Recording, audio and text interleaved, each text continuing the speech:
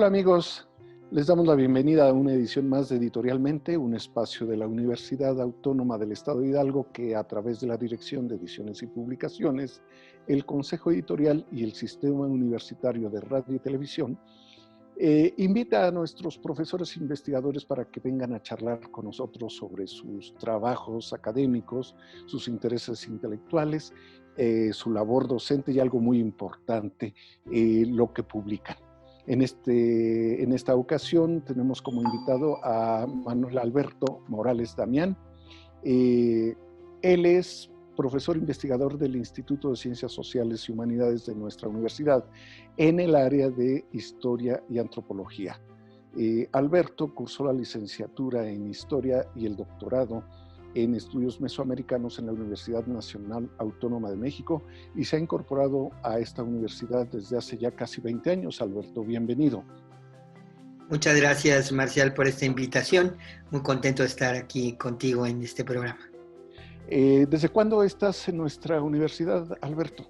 Pues yo entré a trabajar en la Universidad de Hidalgo en el año 2002. El 1 de agosto de 2002 inicié las labores, justo en el mismo momento que arrancaba la licenciatura en Historia de México, la inauguración de la licenciatura, la ceremonia inicial se llevó a cabo en julio, el último día de julio, y mi contrato comienza el 1 de agosto.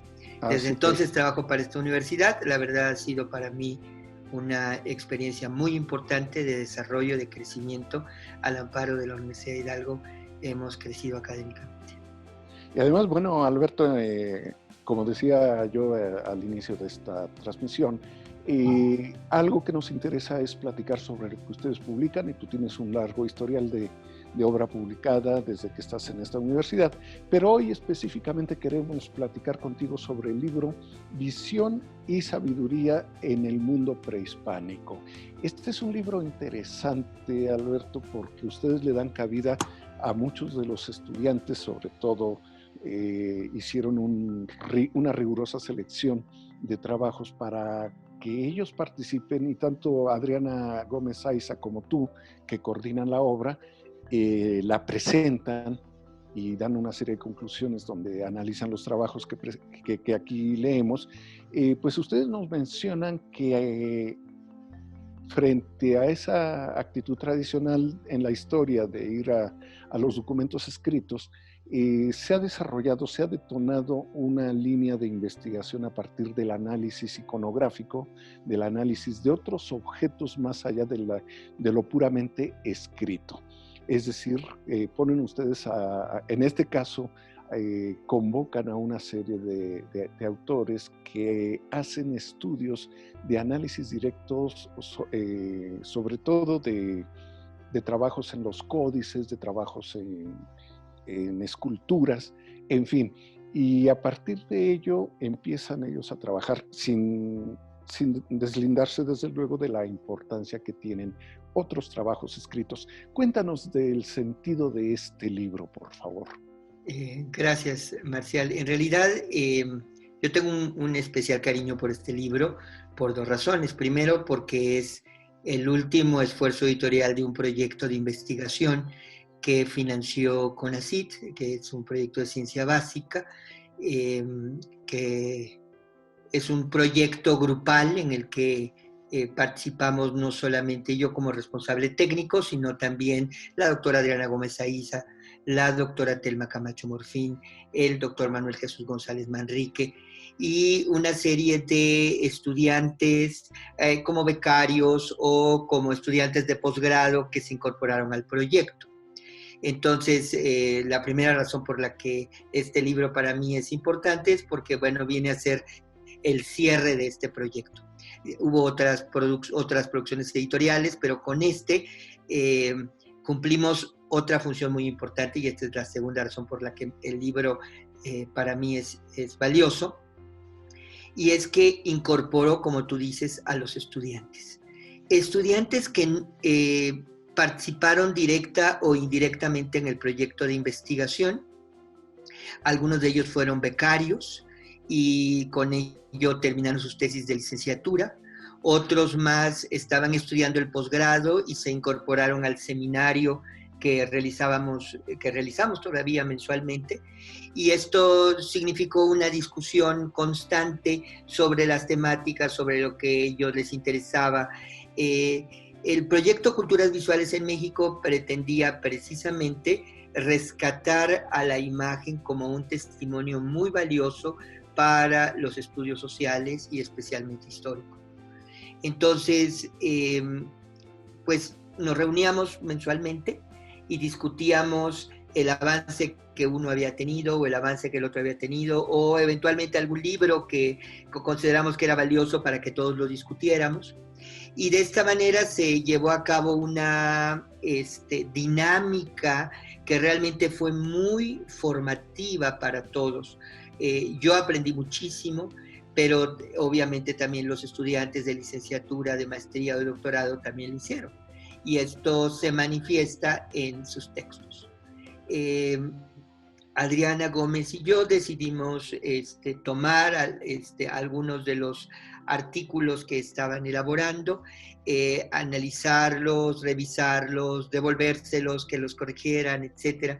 Y esto llevó finalmente a lo que encontramos en la obra. La obra fue dictaminada y por lo tanto evaluada por pares externos, de manera que no puede echársenos en cara que es el cariño que le tenemos a nuestros estudiantes lo que lleva a que ellos estén en el libro. En realidad son artículos dictaminados que cada uno de ellos por sí mismo es valioso.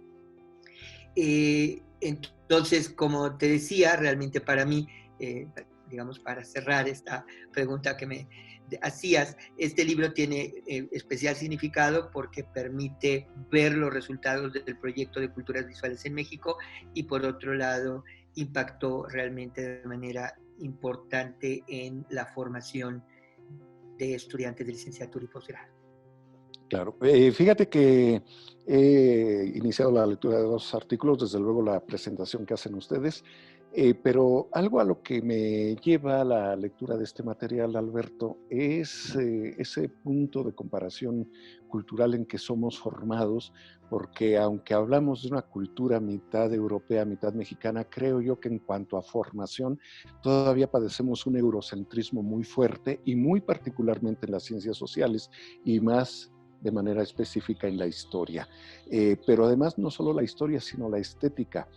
Tenemos una formación muy fuerte, muy sólida en términos de la apreciación de acuerdo con los patrones grecolatinos. Y de pronto, cuando estoy leyendo estos artículos y me hablan, por ejemplo, del perro prehispánico en la cerámica, que conocemos estas maravillosas figuras de Colima, ¿verdad? Me parece que son de allí, o estas esculturas de la isla de Jaina en Campeche, o esta colección que tenemos en custodia en la universidad, en nuestra universidad sobre Chicomecoatl, que vemos otro patrón estético en primera instancia nos resulta rudo, agreste, pero en cuanto empezamos a familiarizarnos con ellos, descubrimos una estética diferente, simplemente eso.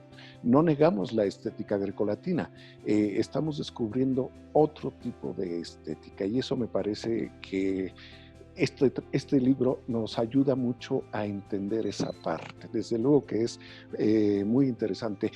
Si me permites, quiero leer los artículos que aquí, los ensayos que aquí tienen. El perro prehispánico en la cerámica de las tumbas de Tiro de Colima, de Marilyn Stephanie Espinosa Guerrero. Luego, una aproximación al dios de la muerte en el Códice Dresde de Liliana González Austriano-Gués. Enseguida, representaciones de mixtecas en el Códice Borgia de Omar Rashid Yacine Álvarez. Después, la decapitación y el flechamiento en los códices mayas de Alondra Domínguez Ángeles. Enseguida, página 32 del Códice Madrid, Itzam Sab y la diosa lunar, de Doni Isabel Hernández Beltrán.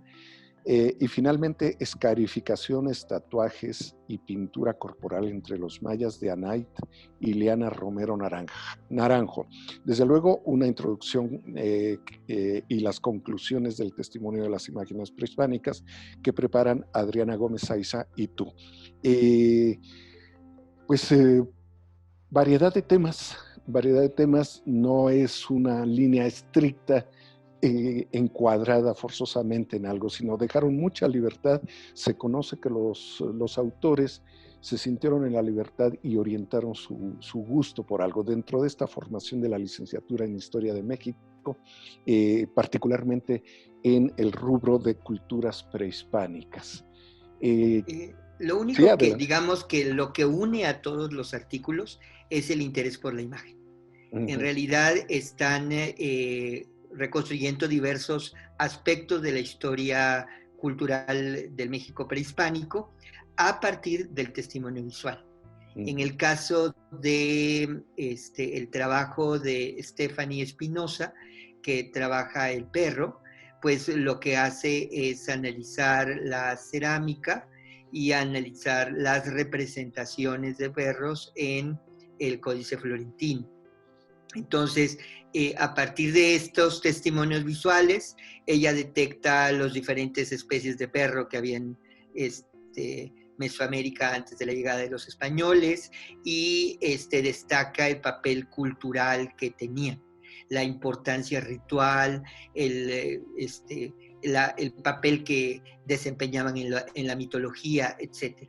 El texto de Liliana González Austria Nogués analiza las representaciones del Códice de Dresde, las representaciones del Dios de la Muerte en el Códice de Dresde, y esto es también un tema muy interesante. Ella estaba en ese entonces haciendo su tesis doctoral acerca de tumbas del periodo clásico, pero hace excursus de su trabajo hacia las representaciones de la deidad de la muerte y analiza las diferentes maneras en que se le representa, los tipos de tocado. Ella hace una aportación muy importante sobre el análisis de uno de esos tocados que es característico de los señores, de los grandes gobernantes.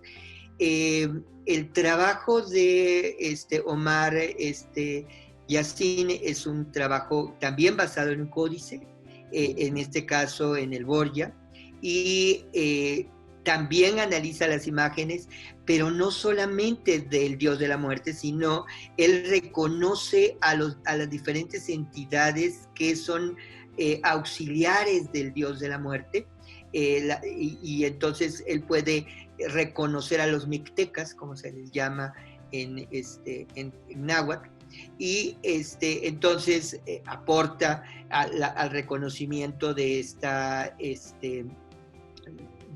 deidad. Por cierto que Omar después de esto inició su trabajo de tesis de maestría, ingresó a la Escuela Nacional de Antropología e Historia a hacer la maestría y ahora está ya concluyendo este trabajo, continuando con el análisis de las representaciones del Dios de la Muerte. El trabajo de Alondra Domínguez está relacionado con la investigación que ella estaba haciendo en ese momento para su propia tesis doctoral en ciencias sociales. En este caso, ella lo que hace es analizar diferentes tipos de sacrificios representados en los códices mayas, especialmente la decapitación y el flechamiento.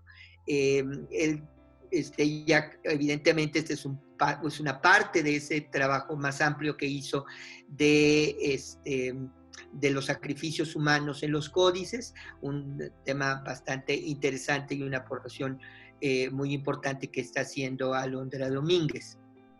Doni Isabel había estado trabajando esto de estas páginas que representan el momento previo al diluvio, dijéramos, entre comillas, a una etapa, a un ciclo que cierra el desarrollo de la historia mitológica de los mayas, y puede determinar con mucha claridad el papel que está representando la diosa lunar y el dios Itzamna dentro de esta mitología de la destrucción cósmica periódica.